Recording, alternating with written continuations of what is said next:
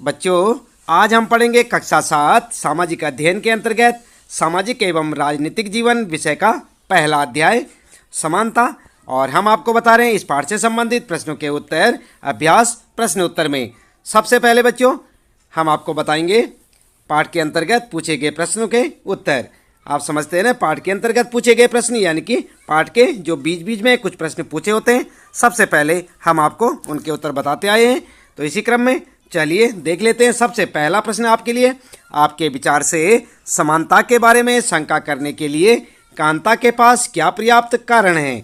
उपरोक्त कहानी के आधार पर उसके ऐसा सोचने के 3 कारण बताइए। और यहाँ पर बच्चों आप ध्यान दें, ये प्रश्न आपको देखने को मिलेगा आपकी पाठ्य पुस्तक में पेज नंबर 6 पर। आप अपने पाठ्य पुस्तक के पेज नंबर 6 देखें। इस प्रकार का आपको एक प्रश्न यहाँ पर देखने को मिलेगा और इसका उत्तर क्या लिखेंगे आप? उत्तर इस प्रकार से लिखें बच्चों, कांता के समानता के बारे में शंका करने के 3 कारण, और हेडिंग डाल दें। उसके बाद लिखे 3 कारणों में नंबर 1, कांता एक झोपड़पट्टी में रहती है और उसके घर के पीछे एक नाला है। यह एक आर्थिक विषमता का सूचक है। ठीक है। नंबर दूसरा कारण लिखेंगे, उसे अपने काम में एक भी छुट्टी नहीं मिलती, जबकि निगमित उद्यम में काम करने वाले लोगों को कई कई छुट्टियां मिलती हैं। ठीक है। और तीसरा कारण लिखेंगे, उसे अपने बच्चों का इलाज कराने के लिए सरकारी अस्पताल में लंबी लाइन लगानी पड़ती है, जबकि संपन्न लोग निजी अस्पतालों में अपने बच्चों का इलाज कराते हैं, जिसमें उन्हें लंबी लाइन नहीं लगानी पड़ती। तो इस प्रकार से बच्चों आप पहले प्रश्न के उत्तर में यहाँ पर 3 कारण लिख सकते हैं, नंबर 1, नंबर 2 और नंबर 3। ठीक है। इसके बाद बात करते हैं, यहाँ पर आता है दूसरा प्रश्न। आपके विचार से ओम प्रकाश वाल्मीकि के साथ उसके शैक्षिक और सहपाठियों ने असमानता का व्यवहार क्यों किया था? अपने आप को ओम प्रकाश वाल्मीकि की जगह रखते हुए 4 पंक्तियाँ लिखिए कि उक्त पंक्ति में आप कैसा अनुभव करते हैं। तो उत्तर क्या लिखेंगे आप? पहले ध्यान दें बच्चों, ये प्रश्न आपको देखने को मिलेगा आपकी पाठ्य पुस्तक में पेज नंबर 8 पर। आप देख सकते हैं ठीक इसी प्रकार का एक प्रश्न होगा 8 नंबर पेज पर, और उत्तर लिखेंगे आप, हमारे समाज में सामाजिक असमानता और आर्थिक असमानता कायम है। सामाजिक असमानता के तहत जातीय आधार पर भेदभाव किए जाते हैं। इसी आधार पर ओम प्रकाश वाल्मीकि के साथ उसके शैक्षिक और सहपाठी ने असमानता का व्यवहार किया। अगर हम ओम प्रकाश वाल्मीकि की जगह होते तो हमें निम्न तरह का अनुभव होता। और क्या अनुभव होता? पॉइंट में लिखेंगे, नंबर 1, सामाजिक व्यवस्था के खिलाफ असंतोष पैदा होता। नंबर 2 लिखेंगे, जातीय आधार पर भेदभाव को भी गलत मानते। नंबर 3, अपने आप को सम्मानित महसूस नहीं करते। और नंबर 4, हमारे मन में कुंठा और ग्लानि उत्पन्न होती। आई बात समझ में? तो इस प्रकार से आप अपने इस दूसरे प्रश्न का उत्तर लिख सकते हैं बच्चों। ये दूसरा प्रश्न है आपका और उसका उत्तर आप ठीक इसी प्रकार लिखें, इसे याद भी करें। आता है बच्चों तीसरा प्रश्न फिर, आपके विचार से अंसारी दंपति के साथ असमानता का व्यवहार क्यों किया जा रहा था? यदि आप अंसारी दंपति की जगह होते और आपको रहने के लिए इस कारण जगह नहीं मिलती क्योंकि कुछ पड़ोसी आपके धर्म के कारण आपके पास नहीं रहना चाहते, तो आप क्या करते? देख रहे ना आप। और ये है आपका पेज नंबर 8 पर ऐसा प्रश्न। इस प्रश्न का उत्तर क्या लिखेंगे बच्चों? एक बार ध्यान दें फिर से, ये है आपका तीसरा प्रश्न और ये देखने को मिलेगा पेज नंबर 8 पर। उत्तर लिखेंगे आप, हमारे देश में कई तरह की विविधता है। इन विविधताओं में जाति, भाषा, धर्म, लिंग, क्षेत्र और संस्कृति प्रमुख है। इन विविधताओं के कारण देश में कुछ लोग एक दूसरे से भेदभाव करते हैं। इस भेदभाव का मुख्य कारण संकीर्ण मानसिकता और शिक्षा का अभाव है। यदि हम अंसारी दंपति की जगह होते और हमें रहने के लिए इस कारण जगह नहीं मिलती क्योंकि कुछ पड़ोसी हमारे धर्म के कारण हमारे पास नहीं रहना चाहते हैं, तो हम निम्न गतिविधि को करते। और क्या करते आप? नंबर 1 लिखेंगे, अपने पड़ोसी को समझाने का प्रयास करते। नंबर 2, अपने मकान मालिक को उनके अनुकूल रहने का भरोसा दिलाते। और नंबर 3, हम अपने अच्छे विचारों को उनके सामने रखते। ठीक है। तो इस प्रकार से आप लिख सकते हैं बच्चों तीसरे प्रश्न का उत्तर। ये आपका तीसरा प्रश्न है यहाँ पर, और ठीक है आप इसी प्रकार से इसका उत्तर दें, इसे याद करें।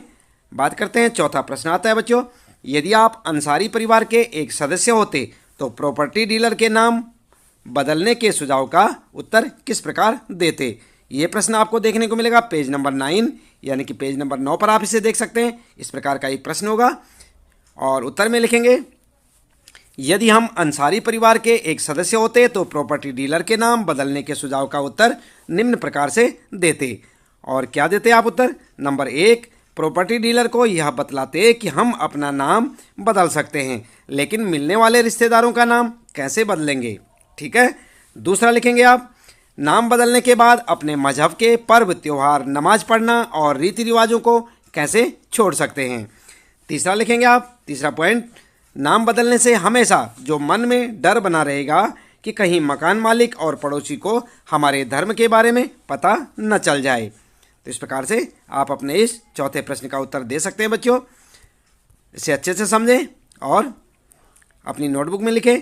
पांचवा प्रश्न है, क्या आपको अपने जीवन की कोई ऐसी घटना याद है जब आपकी गरिमा को चोट पहुंची हो? आपको उस समय कैसा महसूस हुआ था? ये प्रश्न आपको देखने को मिलेगा बच्चों, पेज नंबर 9 पर देख सकते हैं आप अपनी पाठ्य पुस्तक के। और उत्तर लिखेंगे आप, भारत में कई आधारों पर लोगों की गरिमा को चोट पहुंचाई जाती है। दिल्ली जैसे शहर में पूर्वांचल से बिहार, पूर्वी उत्तर प्रदेश, झारखंड आने वाले लोगों को बिहारी कहकर संबोधित किया जाता है। यह संबोधन व्यंग का प्रतीक है। यह शब्द बिहार, पूर्वी उत्तर प्रदेश, झारखंड के लोगों के लिए ही संबोधन नहीं किया जाता है, बल्कि दिल्ली में भी किसी व्यक्ति को अपमानित करना होता है तो उसे बिहारी शब्द से संबोधित करके अपमानित करते हैं। ऐसी स्थिति में मुझे यह महसूस होता है कि भारतीयों में सबसे बड़ी कमी यही है कि ये अपनी कमी को नहीं देखते बल्कि दूसरे की कमी को देखकर व्यंग करते हैं। यही कारण है कि हमारे देश के पास पर्याप्त संसाधन है लेकिन हम पिछड़े हुए हैं। तो इस प्रकार से आप लिख सकते हैं बच्चों। यहाँ पर पांचवा प्रश्न है आपका और इसका उत्तर आप ठीक इस प्रकार से दें और इसे याद करें। अगला प्रश्न है बच्चों, छठा प्रश्न है यहाँ पर, मध्याह्न भोजन कार्यक्रम क्या है? क्या आप इस कार्यक्रम के 3 लाभ बता सकते हैं? आपके विचार से यह कार्यक्रम किस प्रकार समानता की भावना बढ़ा सकता है? और ये प्रश्न आपको देखने को मिलेगा पेज नंबर 11 पर, आप देख सकते हैं अपनी किताब के 11 नंबर पेज पर देखें। ठीक इस प्रकार का एक प्रश्न आपको मिलेगा। इसका उत्तर क्या लिखेंगे? उत्तर लिखेंगे, मध्याह्न भोजन कार्यक्रम के अंतर्गत सभी सरकारी प्राथमिक स्कूलों के बच्चों को दोपहर का भोजन स्कूल द्वारा दिया जाता है। यह योजना भारत में सर्वप्रथम तमिलनाडु राज्य में प्रारंभ की गई और 2001 में उच्चतम न्यायालय ने सभी राज्य सरकारों को इसे अपने स्कूलों में 6 माह के अंदर आरंभ करने के निर्देश दिए। तो आई बात समझ में, क्या होता है मध्याह्न भोजन? आप समझ गए होंगे। इसका उत्तर आप यहाँ से लिख सकते हैं। ये छठा प्रश्न है आपका और उत्तर इस प्रकार से आप लिखें बच्चों। इसके बाद आगे जो है यहाँ पर लिखेंगे आप साथ साथ मध्याह्न भोजन कार्यक्रम के 3 लाभ। और क्या लाभ है यहाँ से लिख सकते हैं। नंबर 1, दोपहर का भोजन मिलने के कारण गरीब बच्चों ने अधिक संख्या में स्कूल में प्रवेश लेना और नियमित रूप से स्कूल जाना शुरू कर दिया। एक तो ये लाभ था बच्चों। दूसरा क्या लाभ था? इस कार्यक्रम के पहले बच्चे खाना खाने घर जाते थे और फिर वापस स्कूल लौटते ही नहीं थे, परंतु इस कार्यक्रम के बाद उनकी दोपहर की उपस्थिति में सुधार आया है। और तीसरा लाभ क्या था मध्याह्न भोजन का? तीसरा लाभ बच्चों, वे माताएं जिन्हें पहले अपना काम छोड़कर दोपहर को बच्चों को खाना खिलाने के लिए घर पर आना पड़ता था, अब उन्हें ऐसा नहीं करना पड़ता है। तो है ना कई सारे लाभ। तो आप लिख सकते हैं बच्चों यहाँ पर जो है इस प्रश्न के उत्तर में मध्याह्न भोजन कार्यक्रम क्या है ये भी लिखेंगे और साथ साथ उसके क्या लाभ हैं यहाँ से देख के आप लिख सकते हैं। इसके बाद बच्चों यहाँ पर आता है आपका 7वां प्रश्न। इस प्रश्न में पूछा है, अपने क्षेत्र में लागू की गई किसी एक सरकारी योजना के बारे में पता लगाइए। इस योजना में क्या किया जाता है या किसके लाभ के लिए बनाई गई है? क्या समझे? प्रश्न में पूछा है कि अपने क्षेत्र में लागू की गई किसी एक सरकारी योजना के बारे में पता लगाइए। इस योजना में क्या किया जाता है या किसके लाभ के लिए बनाई गई है? और ये प्रश्न है बच्चों आपका पेज नंबर 11 पर। कहाँ पर देखेंगे? पेज नंबर 11 पर इस प्रकार का आपको एक प्रश्न मिलेगा। उत्तर में लिखेंगे, हमारे क्षेत्र दिल्ली में सरकार द्वारा छात्रों को स्कूल ड्रेस के लिए पैसे दिए जाते हैं। यह रकम कक्षा के अनुसार अलग अलग दिए जाते हैं। तो आप क्या लिखेंगे? आप लिखेंगे हमारे क्षेत्र और अपने क्षेत्र का नाम। जैसे यहाँ पर हमने दिल्ली लिखा है ना, तो आप अपने स्टेट का नाम, अपने क्षेत्र का नाम लिख सकते हैं कि हमारे क्षेत्र राजस्थान में या हमारे क्षेत्र दिल्ली में या हमारे क्षेत्र उत्तर प्रदेश में। इस प्रकार से लिखें आप। तो जैसे आप यहाँ पर देख सकते हैं, यहाँ पर दिल्ली ना लिखें, दिल्ली की जगह आप जहाँ के भी हैं उसका नाम लिखें। हमारे क्षेत्र, जैसे यहाँ पर लिखा है, दिल्ली में सरकार द्वारा छात्रों को स्कूल ड्रेस के लिए पैसे दिए जाते हैं। यह रकम कक्षा के अनुसार अलग अलग दिए जाते हैं। और बिहार में स्कूल ड्रेस के लिए और साइकिल के लिए छात्राओं को पैसे दिए जाते हैं। दिल्ली में लाडली योजना के तहत लड़कियों की शादी के लिए कुछ रकम दी जाती है। इस योजना द्वारा दिए जाने वाली अधिकतम राशि 1 लाख रुपये है। हरियाणा और उत्तर प्रदेश सरकार ने भी लड़कियों के लिए योजना लागू की है। इन राज्यों के अतिरिक्त भी कई राज्यों में विभिन्न योजनाएं लागू की गई हैं। समझ गए ना आप? तो इस प्रकार से आप अपना उत्तर लिख सकते हैं बच्चों। और लिखना है आपने सबसे पहले अपने क्षेत्र के बारे में। और उसके बाद बच्चों आगे आते हैं यहाँ पर पाठ के अंत में पूछे गए प्रश्न, यानी कि आपने जैसे ही पूरा पाठ पढ़ लिया होगा, पाठ के लास्ट में आप देखेंगे कुछ प्रश्न वहाँ पर दिए हुए हैं, उनके उत्तर आप किस प्रकार लिखेंगे। पहला प्रश्न आपके लिए पाठ के लास्ट में, लोकतंत्र में सार्वभौमिक वयस्क मताधिकार क्यों महत्वपूर्ण है? तो क्यों महत्वपूर्ण है, उत्तर लिखेंगे लोकतंत्र में सार्वभौमिक वयस्क मताधिकार का महत्व। हेडिंग डाल देंगे बच्चों, हेडिंग डाल के लिखेंगे नंबर 1, सार्वभौमिक वयस्क मताधिकार भारत के सभी नागरिकों को प्राप्त है। नंबर 2 लिखेंगे आप, सार्वभौमिक वयस्क मताधिकार का विचार समानता के विचार पर आधारित है, क्योंकि यह घोषित करता है कि देश का प्रत्येक वयस्क स्त्री पुरुष, चाहे उसका आर्थिक स्तर या जाति कुछ भी क्यों न हो, एक वोट का हकदार है। ठीक है। तीसरा पॉइंट लिखेंगे, सार्वभौमिक वयस्क मताधिकार के माध्यम से भारत का प्रत्येक नागरिक अपने प्रतिनिधियों का चुनाव स्वयं करता है। ठीक है। तो इस प्रकार से आप सार्वभौमिक वयस्क मताधिकार के बारे में यहाँ पर जो है उत्तर लिख सकते हैं बच्चों। ये प्रश्न आपका पहला प्रश्न है और उसका उत्तर आप हेडिंग डाल के इस प्रकार से दे सकते हैं। बात करते हैं दूसरा प्रश्न है, बॉक्स में दिए गए संविधान के अनुच्छेद 15 के अंश को पुनः पढ़िए और 2 ऐसे तरीके बताइए जिनसे यह अनुच्छेद असमानता को दूर करता है। उत्तर में क्या लिखेंगे आप? उत्तर लिखेंगे अनुच्छेद 15 के द्वारा असमानता को दूर करने के तरीके, और हेडिंग डाल देंगे बच्चों। इसके बाद लिखेंगे आप नंबर 1, राज्य किसी नागरिक के विरुद्ध केवल धर्म, मूल वंश, जाति, लिंग, जन्मस्थान या इनमें से किसी के आधार पर कोई भेदभाव नहीं करेगा। ठीक है।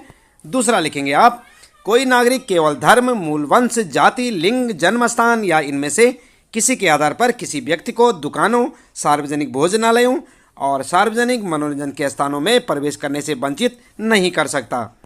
पूर्णता, अंशता, राज्य निधि से निर्मित कुओं, तालाबों, स्नान घाटों, सड़कों और सार्वजनिक समागम के स्थानों के उपयोग पर प्रतिबंध नहीं लगा सकता।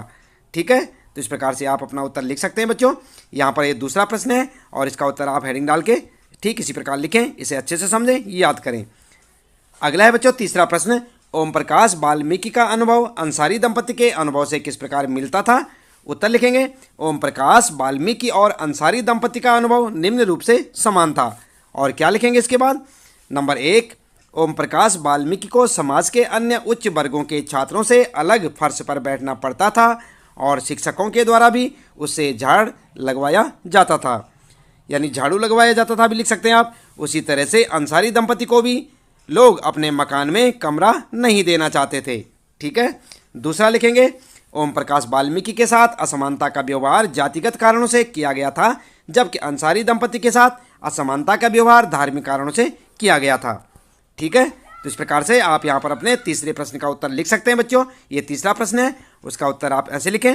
और चौथा प्रश्न आता है बच्चों, कानून के सामने सब व्यक्ति बराबर हैं, इस कथन से आप क्या समझते हैं? आपके विचार से यह लोकतंत्र में महत्वपूर्ण क्यों है? उत्तर लिखेंगे, कानून के समक्ष सभी व्यक्ति बराबर हैं, इससे तात्पर्य है कि, और हेडिंग डाल के लिखें नंबर 1, कानून के समक्ष सभी व्यक्ति समान हैं, चाहे वह भारत का सबसे बड़ा पद राष्ट्रपति का हो या एक सामान्य नागरिक का। ठीक है। सभी को एक तरह के अपराध के लिए एक ही तरह के दंड देने का प्रावधान है। क्या समझे आप? यहाँ पर जो है पहला पॉइंट लिखेंगे, कानून के समक्ष सभी व्यक्ति समान हैं, चाहे वह भारत का सबसे बड़ा पद राष्ट्रपति का हो या एक सामान्य नागरिक का। सभी को एक तरह के अपराध के लिए एक ही तरह के दंड देने का प्रावधान रखा गया है। दूसरा लिखेंगे, कानून किसी भी व्यक्ति के साथ उनके धर्म, जाति, लिंग, वंश, क्षेत्र के आधार पर भेदभाव नहीं करता। कानून के समक्ष भारत के सभी नागरिक एक समान हैं। हमारे विचार से कानून के समक्ष समानता से लोगों में यह संदेश जाता है कि देश में किसी के साथ भेदभाव नहीं हो रहा और हम कानून के समक्ष सामान्य जनता का भी वही महत्व है जो एक बड़े पद पर बैठे व्यक्ति का। इससे लोकतंत्र काफ़ी मजबूत होता है। इस प्रकार से आप लिख सकते हैं बच्चों। देख रहे हैं ना आप, ये चौथा प्रश्न है आपका और इसका उत्तर आप ठीक यहाँ से इस प्रकार लिखें। पांचवा प्रश्न आता है बच्चों, और भारत सरकार ने पांचवें प्रश्न में क्या पूछा है, भारत सरकार ने 1995 यानी कि 1995 में विकलांगता अधिनियम स्वीकृत किया था। यह कानून कहता है कि विकलांग व्यक्तियों को भी समान अधिकार प्राप्त है और समाज में उनकी पूरी भागीदारी संभव बनाना सरकार का दायित्व है। सरकार को उन्हें निःशुल्क शिक्षा देनी है और विकलांग बच्चों को स्कूल की मुख्य धारा में शामिल या सम्मिलित करना है। कानून यह भी कहता है कि सभी सार्वजनिक स्थल जैसे भवन, स्कूल आदि में ढलान बनाए जाने चाहिए जिससे वहां विकलांगों के लिए पहुंचना सरल हो। देख रहे हैं ना आप, ये काफ़ी लंबा चौड़ा प्रश्न है बच्चों। और यहाँ पर आप एक चित्र देख सकते हैं अपनी पाठ्य पुस्तक में, आप इस प्रकार का एक चित्र देख सकते हैं। आप अपनी पाठ्य पुस्तक को खोल कर देखें बच्चों, एक चित्र दिखाई देगा आपको और यहाँ पर जो है आगे लिखा है कि चित्र को देखिए। तो आप इस चित्र को देखेंगे, उस बच्चे के बारे में सोचिए जिसे सीढ़ियों से नीचे लाया जा रहा है। नंबर एक बात यहाँ पर ध्यान दें, पॉइंट है पहला, क्या आपको लगता है कि इस स्थिति में विकलांगता का कानून लागू किया जा रहा है? दूसरा प्रश्न आपके लिए, वह भवन में आसानी से आ जा सके उसके लिए क्या करना आवश्यक है? और तीसरा प्रश्न उठता है, उसे उठाकर सीढ़ियों से उतारा जाना उसके सम्मान और उसकी सुरक्षा को कैसे प्रभावित करता है? तो ये 3 पॉइंट यहाँ पर है, 3 प्रश्न उठे हैं बच्चों और इनका उत्तर आप किस प्रकार से लिखेंगे, चलिए देख लेते हैं। उत्तर लिखेंगे, नंबर 1 का आप उत्तर लिखेंगे, उपरोक्त चित्र में विकलांगता कानून का पालन नहीं किया जा रहा क्योंकि भवन में ढलान नहीं बना हुआ है, इसलिए बच्चे को सीढ़ियों के माध्यम से लाया जा रहा है। और दूसरे का उत्तर क्या लिखेंगे, दूसरे का उत्तर लिखेंगे, विकलांग व्यक्ति के लिए आसानी से भवन में आने जाने के लिए सीढ़ियों के स्थान पर ढलान का निर्माण किया जाना चाहिए। ठीक है।